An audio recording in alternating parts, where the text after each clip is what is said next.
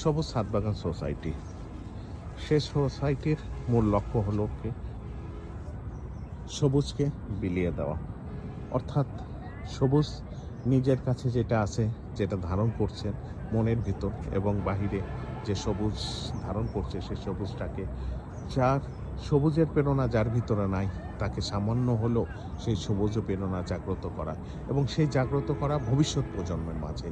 এবং ভবিষ্যৎ প্রজন্মকে যদি আমি জাগ্রত করতে পারি, এবং সেই জাগ্রত এবং তাদের জেনারেশনও তারা জাগ্রত করবে, এভাবে চলবে সবুজের।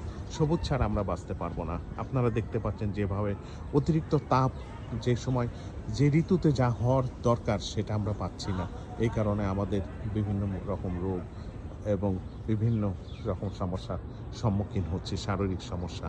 এই সমস্যা দূর করার এবং এই সমস্যা থেকে আমরা পরিত্রাণ পাওয়ার একমাত্র উপায় হলো সবুজ গাছগাছালি আরও তৈরি করা। কারণ আমরা বাংলাদেশে যত মানুষ আছি, কিন্তু সেই অনুযায়ী আমাদের সবুজ নাই, সেই অনুযায়ী আমরা সবুজ পাচ্ছি না এবং অক্সিজেন পাচ্ছি না।